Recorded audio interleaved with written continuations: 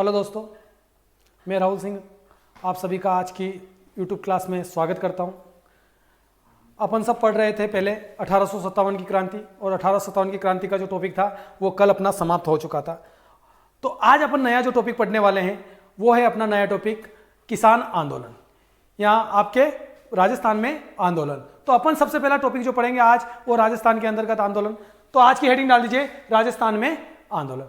अब राजस्थान के जो आंदोलन थे, इन राजस्थान के आंदोलन आपके दो भागों में बटे हुए थे। एक तो था आपका जनजातीय आंदोलन और दूसरा था आपका किसान आंदोलन। जनजातीय आंदोलन और किसान आंदोलन, अपन ये भी जानते हैं कि जो जनजातीय आंदोलन होते हैं वो जनजातियां जो राजस्थान में निवास करने वाली जनजातियां हैं उनके द्वारा आंदोलन किया गया, और किसान आंदोलन जो राजस्थान में रहने वाले किसान हैं उन किसानों के द्वारा किए गए आंदोलन। अपन जो पढ़ेंगे आज वो पढ़ेंगे जनजातीय आंदोलन। और जनजातीय आंदोलन के अंतर्गत अपनों ने पता है कि जनजातियों में विशेष रूप से जनजाति अपन पढ़ते हैं, एक तो मीणा जनजाति और एक होती है आपकी भील जनजाति। तो मीणाओं का विद्रोह, यानी मीणाओं के द्वारा जो विद्रोह हुआ था वो विद्रोह, और दूसरा भीलों का विद्रोह, यानी जनजातीय आंदोलन के अंतर्गत अपन पढ़ेंगे मीणाओं का विद्रोह और भीलों का विद्रोह। तो आज अपन पढ़ने वाले हैं जनजातीय आंदोलन के अंतर्गत मीणाओं का विद्रोह। तो हेडिंग डाल दीजिए आज की मीणाओं का विद्रोह। मीणा वर्ग जो था, ये मीणा वर्ग जब सर्वप्रथम मीणा वर्ग था, ये मीणा वर्ग पहले क्या करता था, शासन करता था, यानी शासक वर्ग में था। लेकिन होता क्या है, और ये शासक वर्ग जो था ये शासन कहां पर कर रहा था, तो ये पहले तो करता था एक तो हाड़ौती क्षेत्र में, और दूसरा करता था आपका ढूंढाड़ क्षेत्र में। हाड़ौती क्षेत्र में जब शासन कर रहा था तो हाड़ौती से इन्हें शासक वर्ग से भगाने का काम या उतारने का काम जो किया वो किया था चौहानों के द्वारा। लेकिन ढूंढाड़ क्षेत्र से इनको इस वर्ग से यानी शासक वर्ग से हटाने का कार्य किसने किया, कछवाहा वंश, यानी कछवाहा वंश के द्वारा किया गया। जैसे ही ये मीणा वर्ग जो मीणा वर्ग थे ये शासक वर्ग से हटे, तो शासक वर्ग से हटने के पश्चात ये कितने भागों में बढ़ गए, दो भागों में। एक तो आपका जमींदार मीणा, दूसरा आपका चौकीदार मीणा। और जमींदार मीणा से हम जानते हैं जो जमींदारी का कार्य करता है वो जमींदार मीणा कहलाता है, और जो चौकीदारी का कार्य करता है वो चौकीदारी का कार्य करता है, चौकीदार मीणा कहलाता है। अब जमींदार जो मीणा थे, जमींदार मीणाओं ने क्या कार्य किया, तो इन्होंने जो कार्य किया वो था खेती बाड़ी का कार्य।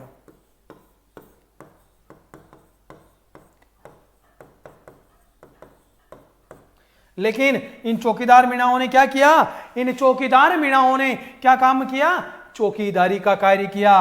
किसका कार्य किया, चौकीदारी का कार्य।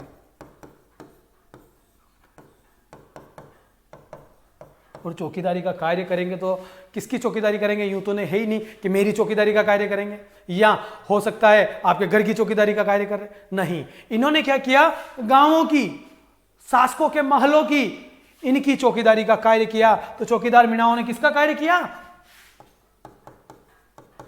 गांवों की, महलों की, गांवों की और महलों की चौकीदारी का कार्य किया।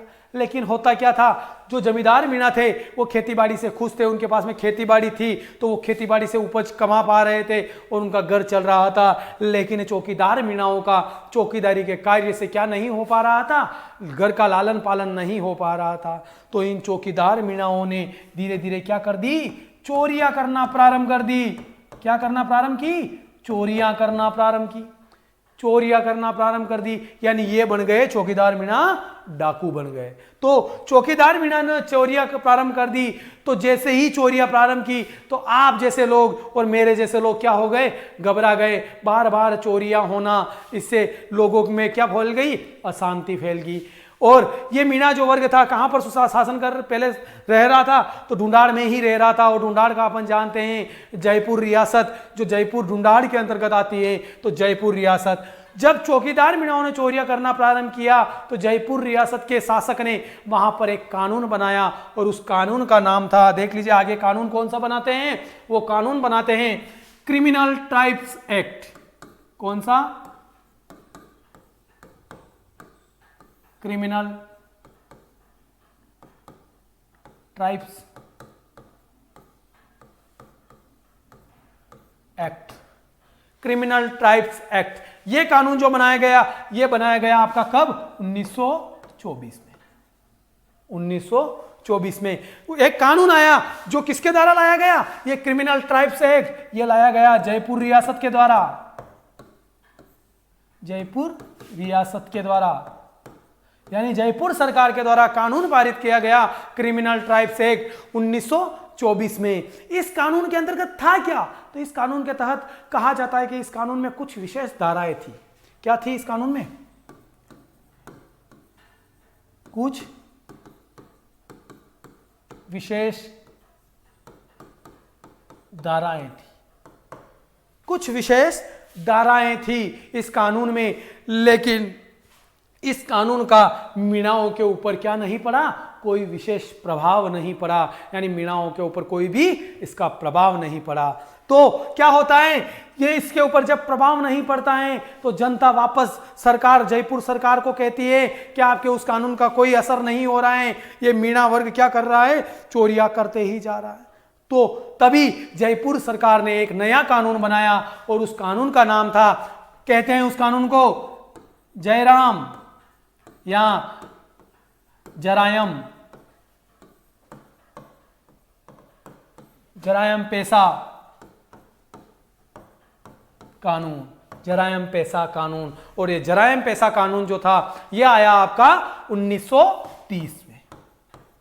1930 में एक नया कानून बना दिया जयपुर रियासत के द्वारा, जरायम पेशा कानून, जिसे जयराम पेशा कानून के नाम से भी जाना जाता है। इस कानून में क्या था, तो इस कानून में क्या था आपका, इस कानून के अंतर्गत था कि 12 वर्ष से, कितनी वर्ष से, 12 वर्ष से अधिक उम्र वाले, 12 वर्ष से अधिक उम्र वाले कौन, महिलाएं, बच्चे और पुरुष को डेली सुबह मॉर्निंग में और डेली शाम को दोनों वक्त इनको क्या देना जरूरी कर दिया गया, हाजिरी देना जरूरी कर दिया गया। क्या, हाजिरी।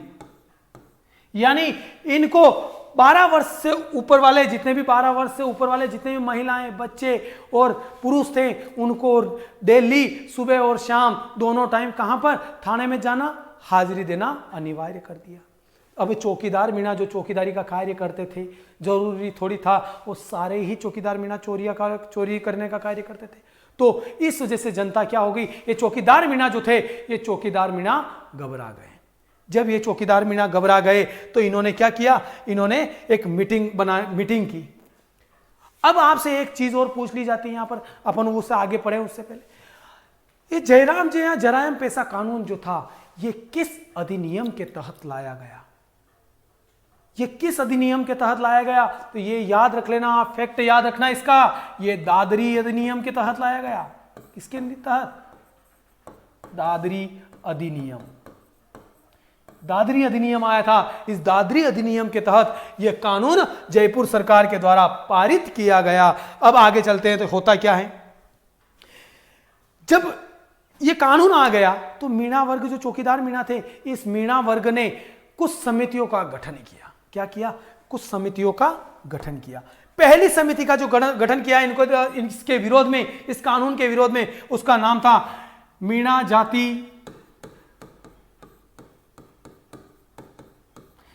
जाति सुधार कमेटी।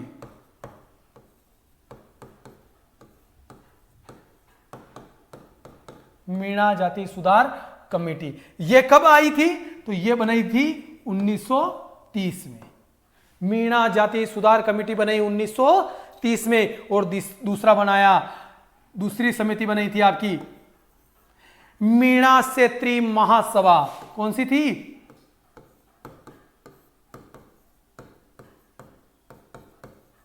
मीणा क्षेत्रीय महासभा। और यह बनाई थी आपकी 1933 में, इसकी स्थापना की गई। लेकिन ये दोनों संस्थाएं क्या हुई, ये काम नहीं कर पाई और ये दोनों क्या हो गई, ये दोनों असफल हो गई। क्या हो गई, तो दोनों क्या हो गई यहां पर असफल हो गई। असफल होने के बाद में क्या होता है, ये मीणा वर्ग सारे मीणा एकत्रित होते हैं, ये एक स्थान पर एकत्रित होते हैं और वो स्थान होता है कब 1944 ईस्वी में। कब 1944 ईस्वी में सभी मीणा क्या हुए एकत्रित।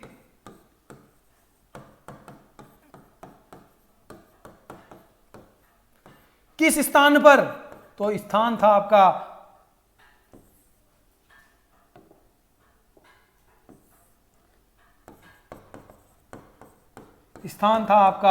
नीम का थाना सीकर।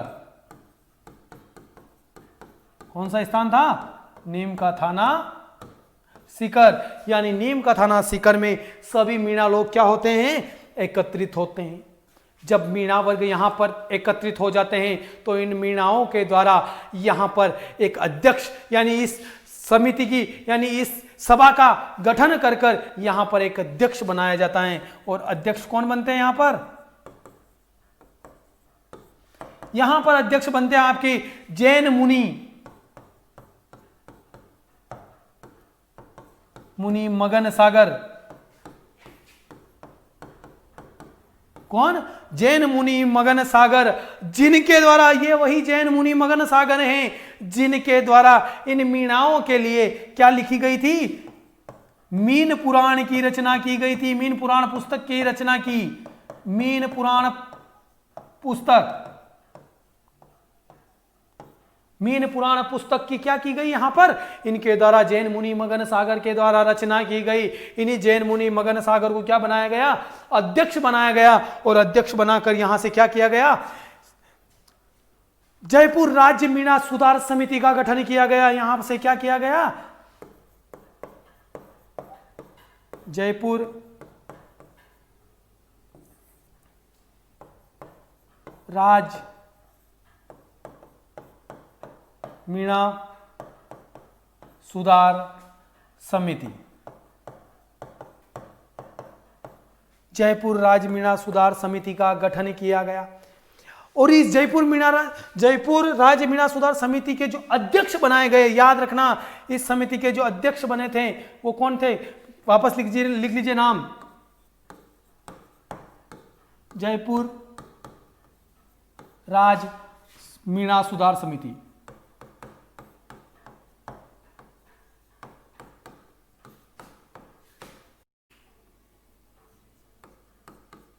सुधार, तो जयपुर राज्य मीणा सुधार समिति, जयपुर राज्य मीणा सुधार समिति का गठन किया गया। और इस समिति के जो अध्यक्ष बनाए गए वो कौन बने थे, अध्यक्ष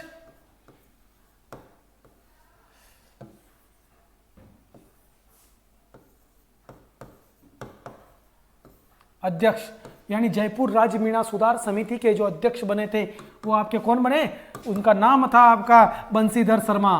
क्या नाम था उनका, बंशीधर शर्मा।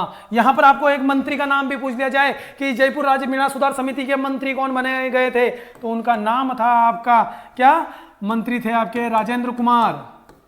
कौन बने,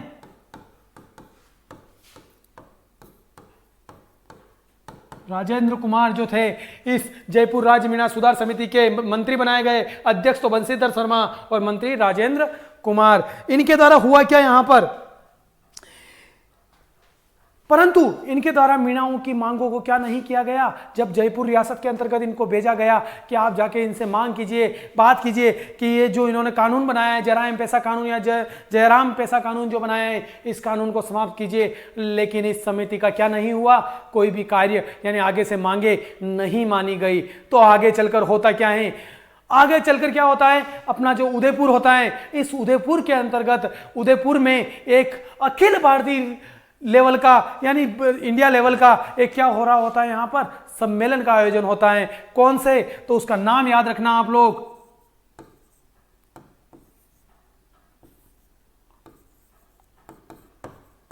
अखिल भारतीय देसी लोक राज्य, अखिल भारतीय देसी लोक राज्य परिषद का कौन सा अधिवेशन, सातवां सम्मेलन, यानी सातवां सम्मेलन कहां पर आयोजित हो रहा था? इसका सम्मेलन आयोजित हो रहा था कहां पर? वो था आपका उदयपुर का एक मैदान है जिसे कहते हैं सलोटिया मैदान। कौन सा मैदान? सलोटिया मैदान। कहां? उदयपुर। तो उदयपुर के सलोटिया मैदान में अखिल भारतीय देसी लोक राज्य परिषद का कौन सा सम्मेलन? सातवां सम्मेलन आयोजित हो रहा था। इसकी जो अध्यक्षता करने के लिए आ रहे थे वो आ रहे थे आपके कौन? पंडित जवाहर लाल नेहरू।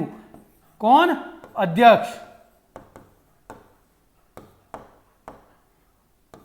तो अध्यक्ष कौन थे इसके? अखिल भारतीय देसी लोक राज्य परिषद के 7वें अधिवेशन के पंडित जवाहरलाल नेहरू अध्यक्षता करने के लिए आ रहे थे। तो इन मीणाओं ने क्या किया? इन मीणाओं ने इनसे पंडित जवाहरलाल नेहरू से मिले और इनसे आग्रह किया कि जयपुर रियासत के द्वारा हम लोगों पर इतने प्रकार के क्या लगा रखे? कानून लगा रखे, जिसकी वजह से हम क्या हो रहे हैं? बहुत ज्यादा परेशान हो रहे हैं। जब पंडित जवाहरलाल नेहरू ने यह बात सुनी तो उन्होंने क्या कहा? उन्होंने जयपुर रियासत को कहा कि आप इस कानून में क्या कीजिए? इस कानून को यहां तो समाप्त कीजिए, यहां कुछ इनको शीतलता प्रदान कीजिए। तब जयपुर रियासत ने, किसने? जयपुर रियासत ने जुलाई 1946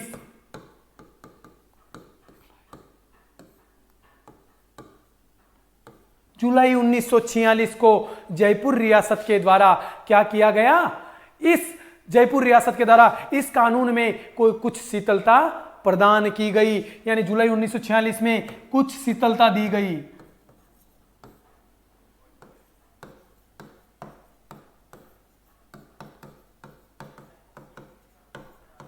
आपको अब पीछे एक चीज और मैं बताना भूल गया। यहां पर देखिए, मैंने बताया था अखिल भारतीय देसी लोक राज्य परिषद का जो 7वां सम्मेलन हो रहा था, यह 7वां सम्मेलन था तो 2 दिन का। कितने दिन का था? लेकिन 2 वर्षों के अंतर्गत हुआ था, यानी 2 दिन के सम्मेलन 2 वर्षों के अंतर्गत हुआ था, क्योंकि इसकी डेट जो थी वो थी आपकी कौन सी? 31 दिसंबर 1945 से 1 जनवरी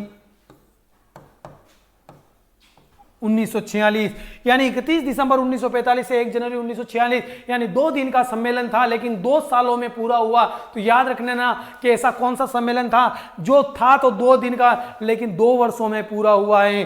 तो अखिल भारतीय देसी लोक राज्य परिषद का 7वां सम्मेलन। तो पंडित जवाहरलाल नेहरू के कहने पर, जयपुर रियासत को आदेश देने पर जुलाई 1946 में उन्होंने इस जरायम कानून में कुछ शीतलता दी गई। अब शीतलता क्या दी गई? तो इसमें शीतलता यह दी गई कि इस कानून से जो डेली 12 वर्ष से ऊपर की उम्र के महिलाएं, बच्चे और पुरुष जो क्या कर रहे थे?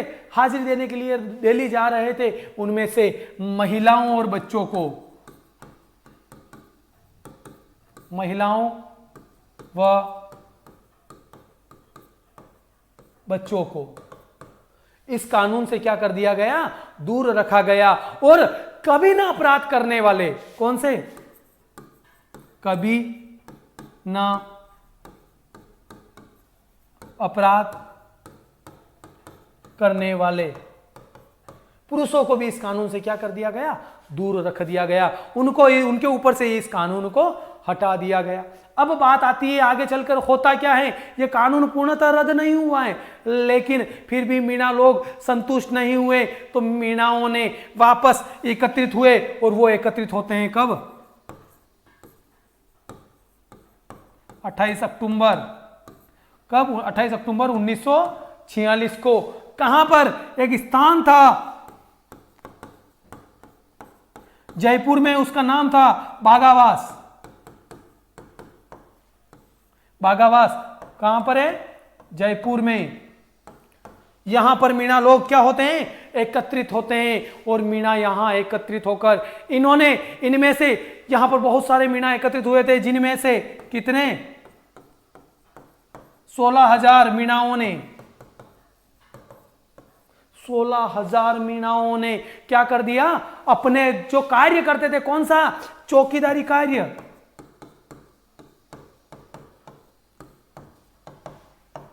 चौकीदारी कार्य से क्या दे दिया, यहां पर इस्तीफा दे दिया। किनके द्वारा? मीणाओं के द्वारा। इसीलिए 28 अक्टूबर के दिन को मीणाओं ने किस रूप में मनाया? मीणाओं ने इस दिन को किस रूप में मनाया? मुक्ति दिवस के रूप में मनाया। मुक्ति दिवस के रूप में मनाया। यानी 28 अक्टूबर के दिन को, इसी दिन को इन्होंने मुक्ति दिवस के रूप में मनाया, क्योंकि इस दिन इन लोगों ने क्या किया? अपना जो चौकीदारी का कार्य था कि अब हम चौकीदारी का कार्य नहीं करेंगे, इसीलिए इस दिन को मुक्ति दिवस के रूप में मनाया गया। यह जो कानून था आपका जरायम पेशा कानून, यह कानून पूर्णतः जो रद्द किया गया वो कब किया गया? 1952 ईस्वी के अंदर इस कानून को रद्द किया गया। और इसी के साथ में आपका जो मीणा विद्रोह था वो होता है आज समाप्त।